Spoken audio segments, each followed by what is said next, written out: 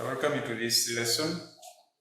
If you're following our work or our lessons using your workbook, we are right now discussing P5 work for term 2, and we have so far reached page 33. Page 33, that's where we are. Whatever we are going to discuss today, like in the first structure we're going to discuss, we are doing things that are connected to the future simple. The future simple tense. So today we are looking at expressing the future using going to. We can express future actions using going to, as shown on page 33. So we are saying the structure above is used to express the near future. It should be for the near future. In other words, the soonest time possible ahead. That is the near future. So let's look at the examples. He will write to us as soon as he arrives. He will write to us as soon as he arrives. Our answer using going to sounds easy. He is going to write to us as soon as he arrives. He is going to write to us as soon as he arrives. So from here you can develop your pattern, which is easy, like I've told you. We are using is going. Going to. We use a helping verb plus going to plus the infinitive. That should be our pattern. Helping verb plus going to plus the infinitive form of the verb given here. Next, I will write to him about it. I will write to him about it. Still we see the same pattern in our answer. I am going to write to him about it. Which is a helping verb, plus going to, plus the infinitive form of the verb given. We have an activity about this using going to, and that's on page 33 of the workbook. There is an activity about that. The activity is on page 33, but there's an additional activity here using shall, which I don't think is matching with what I want to teach you today. So we can ignore that and go to the next part. That is the passive of the future simple. The passive of the future simple. This we are discussing is on page 34. Page 34 shows us work that is connected to the passive of the future simple. And we have a note here. And the note is telling us that the passive of the future simple, or the passive voice of the future simple, being P5, maybe some of you need the teacher to say something about the meaning of passive, then the active voice. If you have ever heard of the active voice, sentences in the active voice can be changed to passive voice. In the active voice, let me rub off what I already explained. In the active voice, we start with the subject. Then in the passive voice, the object starts our sentence, as we are going to see in the examples. So a sentence has some major parts. For example, if I say, James will hide my bag. This is an example I'm using. James will hide my bag. A sentence has three major parts. One is the subject, the other is the verb, the other is the object. So this is in active voice. S-V-O. This is subject, verb, object. And this sentence is in what we call active voice. We said sentences that are in the active voice and they have objects can be changed to passive. When you change your sentence to passive voice, the object becomes the subject. In other words, the object begins your sentence in the passive voice. So your answer will appear like in the passive, my bag. When you hear of the passive, think of only these past participle verbs. They are the very verbs we use in the passive voice. In other words, the main verb here must be changed to past participle form. If you're changing the sentence to passive voice, my bag will be. Hidden is the past participle of hide. Double E. My bag will be hidden by James. So see the order of words in the passive voice. It is object, verb, subject. That's the order of words in the passive voice. So we are looking at the passive voice of the future simple, and we are saying it is formed from the pattern below. Which pattern? It is either will be or shall be, followed by a past participle verb, like the teacher has been explaining up here. The past participle verb is key in the formation of the passive of any tense. Think of any tense, change that sentence to passive voice, and you will need a past participle verb. So we are looking at the future simple and its passive voice, which is developed from the active voice. The sentences I've given you here in my examples are in the active voice. So we are changing them to passive voice. Like I said, example 1 is what I've just explained. That's how we change it to passive voice. My bag will be hidden by James. Following this very pattern, my bag, that is the object, the subject, will be plus hidden, which is our past participle verb. My bag will be hidden by James. That's our answer. My bag will be hidden by James. Then who will collect the books? The question is, who will collect the books? This is now a question. How do we change a question to passive voice in the future simple?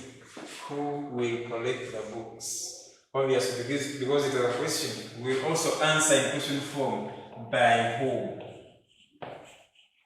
Not by who. You can't use who after by. So by who will the books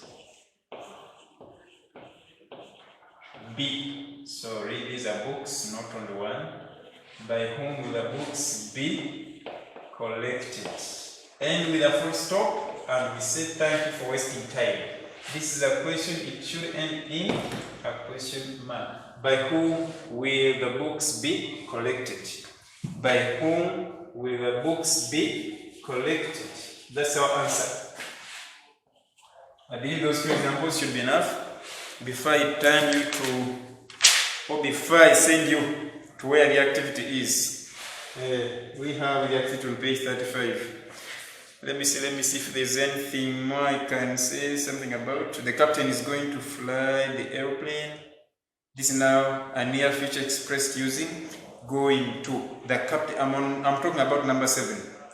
We are changing those sentences to passive voice. And the sentence given here is, the captain is going to fly the airplane. The airplane is going to be flown. This time, use going to be, because the sentence in the active voice has going to. Passive, we will change to going to be flown. That is going to be plus a past participle verb. The airplane is going to be flown by the captain. The airplane is going to be flown by the captain. That's how you change that one to passive voice. Let's look at another sentence in the same category. The baby is going to eat porridge. That is question 8. The baby is going to eat porridge. That is, porridge is going to be eaten by the baby. I think the rest you can try. You can, test your understanding in that activity on page 35, which stretches up to page 36. After that, we look at this vocabulary under the topic, the telephone. The telephone. Read with me. Yes, we have these words like register, then SIM card, directory, registration, which is the abstract noun from register. Register is a verb. It can also be a noun, a register. If I say, I need a register of names in this class, that is a noun. In other words, you register the names in this class. That is now a verb. If I tell you to register, then that is a verb. When you register, you make what you call a register. Yes. Okay. Registration is the abstract noun from register. Network is the next word. Then receiver, which is that part of a telephone. Nowadays, telephones are very rare. Very rare. Yes. But the part of a telephone which you hold and you put this part on your ear, this part on your mouth. In other words, this is like your mouthpiece or the microphone. This is the speaker. Yes. You speak through the mouthpiece, then you get the person you're calling, you get his information through the earpiece or where you will find the speaker. Simple as that. So this gadget is called the receiver. The receiver. Next, identity. This is identity. This telephone mast, then telephone booth, and finally receive in our list. The booklet has a lot more vocabulary for you to learn. What is important is to look up the dictionary meanings of these words. Get used to opening the dictionary. Yes.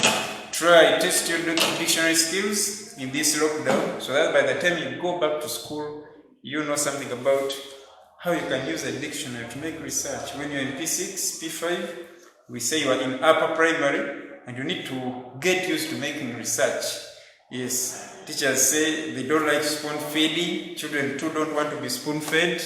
So to avoid being spoon fed, you need to make sure you can make research on your own and you learn. Receive, network, handset communication, telephone communication. This is commission, telephone company, all those words. You can look up in the dictionary and get the meanings. After mastering the meanings of those words, then you can be able to construct meaningful sentences using those words as seen in the list above. This is according to my list. Then you have your own question in your workbook. After that, we see page 37 with a comprehension activity, which you're supposed to read carefully and answer the questions about it in full sentences. Let me read the instructions and we see.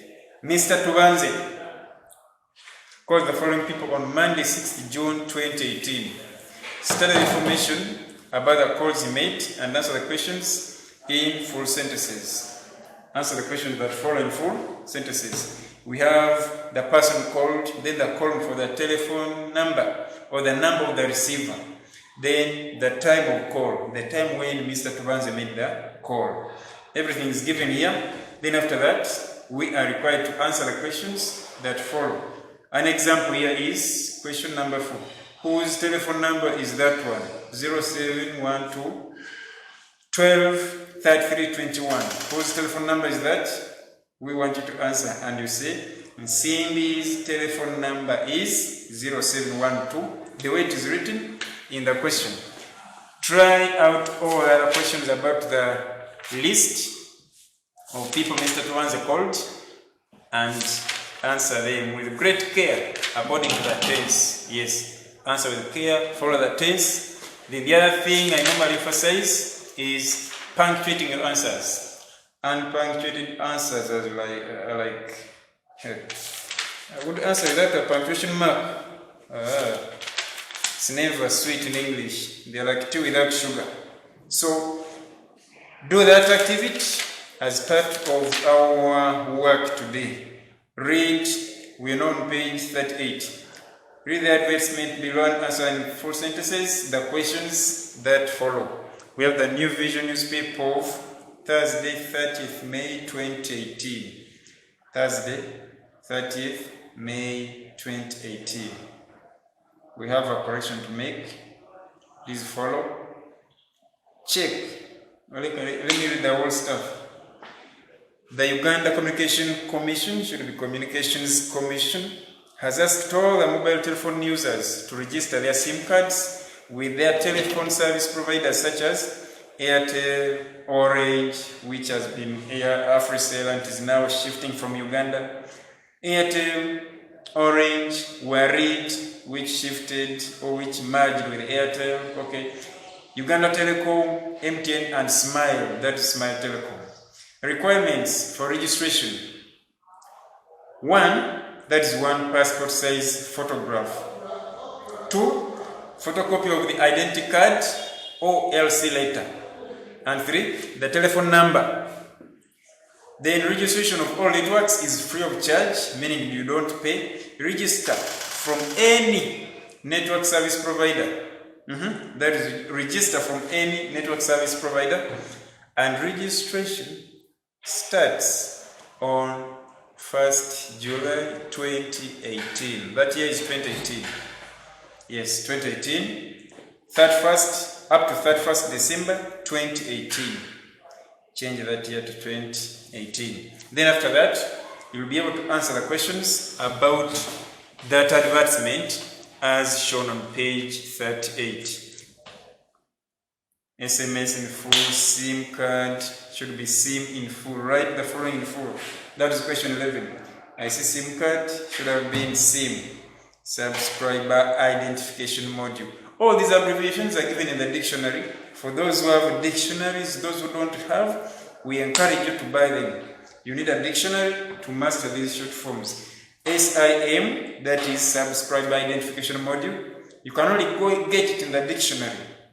Number 2, SMS, which is short message service, can also be got in your dictionary. Then MMS. What is MMS in full? Oh, things are hard if you don't have a dictionary. Multimedia messaging service. That is multimedia messaging service, MMS.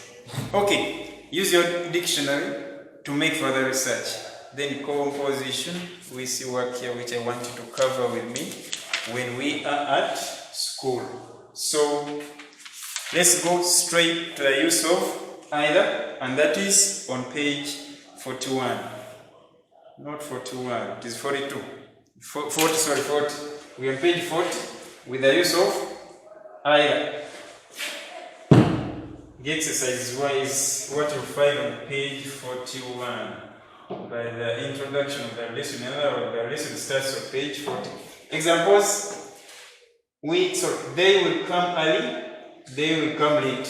We are supposed to use either to rewrite those two sentences as one. Join the two sentences using either or. And your answer will look like they will come. This is come. They will come either early or late. I repeat, my answer is they will come either early or late.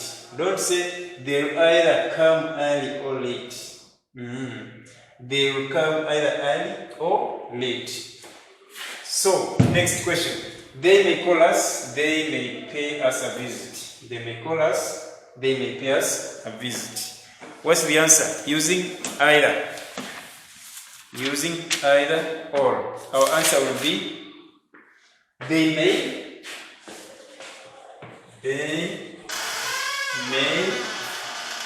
either call us or pay us a visit. I repeat, our answer is they may either call us or pay us a visit. That's our answer about the use of either in the second example. So I believe when you read these two examples plus the examples we have in our workbook on page 40 to 41, we'll be able to attempt that activity on page 41. How many questions are there? 10 numbers. Success as you try them out. The use of either. Then we have something in the workbook which may not have been reflected on the board, and that is constructing sentences using might, using may. We have a table. Which table? Yes, comes after you have seen a number of examples about how best you can construct sentences using might and using may. So let's look at example number 1 in the activity number 1 and 2. Rewrite the sentences below using might.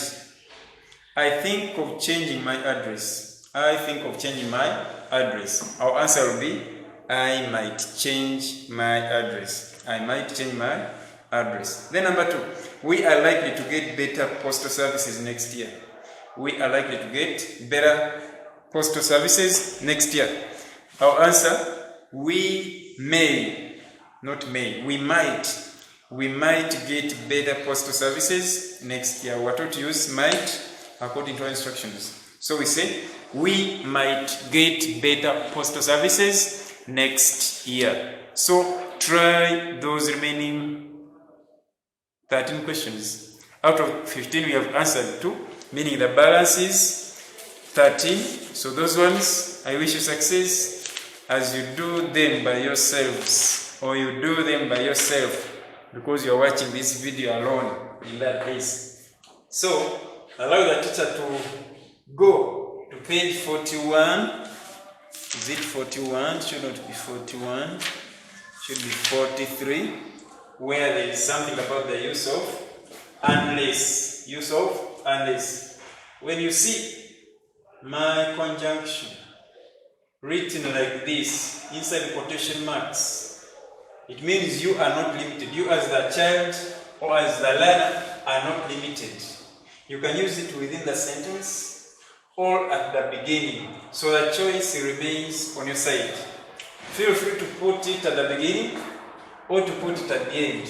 That is, if the instructions are set like this, but if they say begin and you push it within the sentence, we say thank you for committing that crime, then you get the punishment you deserve using that red pen. So let's look at the examples about how best we can use unless to construct sentences. Number 1, before we go to example 1, we'll see something which is an important note to us. Unless is used to mean if not. We are saying unless is used to mean if not. Examples here. You cannot receive the parcel if it is not addressed to you. You cannot receive the parcel if it is not addressed to you. Begin unless. I'm not telling you to begin unless. And your answer is unless the parcel is addressed to you. That means if the parcel is not addressed to you, then what happens? You cannot receive it. And that's our answer. That's our answer. Unless the parcel is addressed to you, you cannot receive it. Then 2, using unless within the sentence. Maybe before I go to example 2, answer 2. You'll notice that when unless comes at the beginning of the sentence, we need a comma before we go to the next clause. And that is the comma you see after you.